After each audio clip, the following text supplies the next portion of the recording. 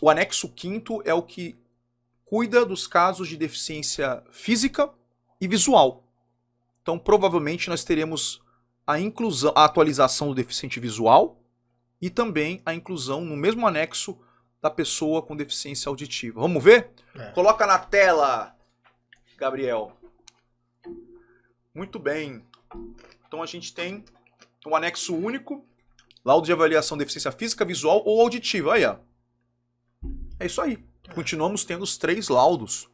O laudo do física, visual ou auditiva, o da mental severa ou profunda, né, deficiência intelectual, e do espectro do autismo, do transtorno do espectro autista, tá? Então, desce um pouquinho, Gabriel, por favor. Sobe. Sobe. Aí, parou. Sobe. Aí. Muito bem. Informações padrões, como estava antes, né? Departamento de Trânsito. Então, assim, por quem pode ser emitido esse laudo, né? Isso é importante, é uma coisa que a gente vai ter que lutar para que permaneça dessa maneira. Porque o governo federal quer inventar de botar o INSS na jogada e todos esses caras saírem, viu, gente? O INSS mal tem condições de atender a si mesmo. Quanto mais atender a pessoa com deficiência. Seria o caos, o fim, né, do direito da pessoa com deficiência às isenções. Então a gente tem o Detran, né, pelo próprio Detran, por um setor privado credenciado ao Detran. Tem estados que só os médicos atuam dentro do Detran. Santa Catarina, por exemplo, né? O setor privado é então, as clínicas credenciadas. O setor privado são as clínicas credenciadas, né? Que a gente teve em 2 hoje conversando com o pessoal. Então, no estado de São Paulo, a gente tem essas clínicas que são credenciadas. São médicos que concursaram e têm o credenciamento do Detran para poder representar a entidade. Serviço Público de Saúde é o SUS, né? O clássico SUS. A gente tem ali o setor privado que integra o Sistema Único de Saúde SUS. Muito legal essa opção. Eu acho que eu teria que depois comparar. O melhor dos mundos seria estar comparando o anexo 5 com esse daí. Mas ele estava mostrando o seguinte, olha, gente. Você pode ir pelo postinho ou você pode, se você encontrar uma clínica que seja privada, mas ela seja credenciada ao SUS e os médicos que assinarem esse documento sejam credenciados ao SUS e vinculados a essa clínica, isso dá para ver através do CNES, né, que é o sistema do governo federal, do SUS, vai poder emitir esse laudo. E pelo serviço social autônomo, né, que são as APAES da vida, né, entidades aí sem fins lucrativos de apoio à pessoa com deficiência. Pode descer um pouquinho. Identidade do requerente, só para. Ok, até aí tudo bem. Identificação. Laudo de avaliação. Aqui é interessante, gente. Atesto para fins de obtenção da isenção instituída pela lei e tal, que o requerente identificado no quadro 1 é pessoa com deficiência abaixo descrita. Tipo da deficiência. Vai ter que ter a marcação ali. Se é físico, se é visual ou auditivo. E o caráter da deficiência, que é aquela pegadinha que eu sempre falo para vocês que isso não deveria nem existir, né?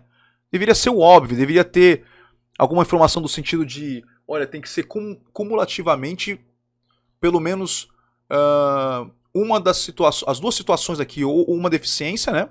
E pelo menos a outra situação de deficiência permanente. Mas não, eles insistem em colocar a opção provisória. E se a pessoa colocar como provisória, se o médico colocar como provisório, a gente vai ter a seguinte situação, indeferimento do processo, porque esse benefício fiscal é só para quem tem deficiência permanente. Pode seguir, Gabriel, por favor. Aí aqui as assinaturas dos médicos e a unidade de saúde, informações complementares, pode descer ali, no caso de deficiência física, mesma coisa, né? Não mudou nada ali, né? A questão ali também da ostomia, ali as opções que vai ter que ser anotadas no caso de deficiente físico. Para o deficiente físico, de forma geral, não mudou nada.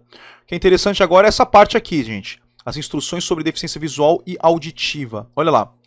O interessado acima identificado foi submetido à perícia perante lá, onde se constatou que ele é deficiente visual e ou auditivo, se enquadrando nas seguintes condições. Aí que vai definir se o laudo ele é de um deficiente visual ou de um auditivo. Olha que interessante. E aqui entra aquela coisa que a gente estava conversando agora, Faria, sobre o spin-off, né, dessa novela. Né? Essa novela ela acabou porque está concluído o trabalho do governo federal. Né? Agora a gente vai corrigir problemas desse trabalho que foi feito. Tá? Então essa novela passou, agora a gente vai para uma nova novela, que é reverter essa questão, né, tirar essa restrição do deficiente visual ali, que não citou a questão do monocular. Olha lá, acuidade visual igual ou menor que 0,3, né, 30% no melhor olho, com a melhor correção ótica e ou somatória da medida do campo visual em ambos os olhos igual ou menor que 60%. 60 graus, perdão. A gente antes era 10%, era 20/200 da tabela Snellen. E agora a gente tem 30%.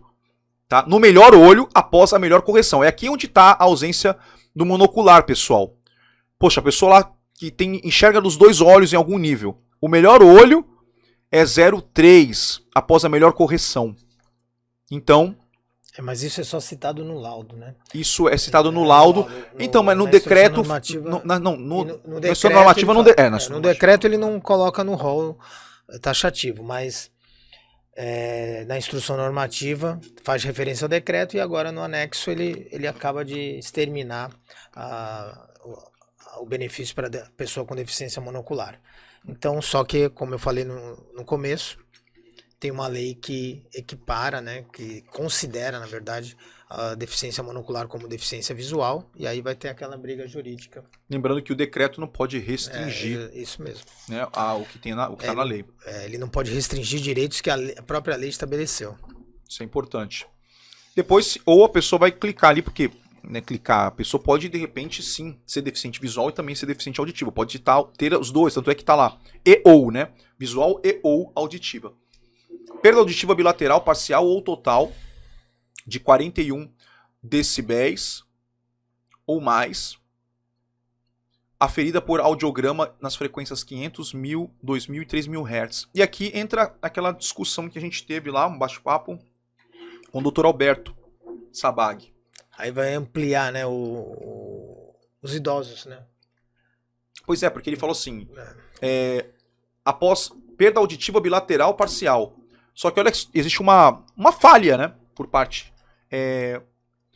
Cadê escrito a melhor correção? Não tem melhor correção. Diferente da acuidade visual, poxa, é só tirar pode ser sem usar o aparelhinho. E aí, pessoas idosas vão acabar tendo, né? Veja bem, gente, não é que a gente acha que não deveria ter, nós não estamos discutindo isso, nós estamos discutindo o seguinte, que como eles não colocaram após a melhor correção, vários idosos usam aparelho auditivo, entendeu? E que corrige ali a audição dele com um aparelho. Então não importa que ele esteja ouvindo normal com o aparelho, eles não colocou essa restrição. Então logo tirou o aparelho lá, não é obrigado, ele pode fazer o exame sem um aparelho que existe uma perda auditiva bilateral, ele vai ter direito à isenção. Então abriu um leque gigantesco. Tecnicamente sim. Para pessoas, né, que nem são consideradas, não seriam consideradas. Ela mesma não deve ser considerada. Tem um problema, eu tenho um problema auditivo aqui da idade e tal, mas se está com o aparelho, corrige, ela nem sente que tem diferença, mas ela vai ter direito à isenção a partir dessa situação. Isso é muito importante, tá, gente? Isso aqui é uma informação, assim, de um debate que a gente teve com o perito, que, de fato, faz todo sentido isso. Exato. Houve uma possível falha, né? Eu acho que eles não previram isso aí, né? Tá? Aí segue assinaturas. Aí pode descer, Gabriel, por favor. Normal, nome do médico, aí tem o responsável, são 2 assinaturas, igual da outra maneira, né? Aí fala sobre o decreto, enfim, é isso. Pode descer. E aí acabou ali, explica sobre aí as regras para preenchimento, padrão, e isso aqui está no laudo também. Ele fala assim também sobre deficiente visual, com mais detalhes, inclusive sobre quem é cegueira, né, que é até 5% no melhor olho, depois explica melhor todas as informações que estão dentro do decreto. Gente, é isso.